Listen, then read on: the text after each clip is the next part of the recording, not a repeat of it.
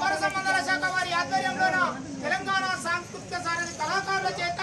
మరి ప్రభుత్వం అమలు పరుస్తున్నటువంటి 6 గ్యారంటీలపై ఈ పాట పచ్చని పల్లెల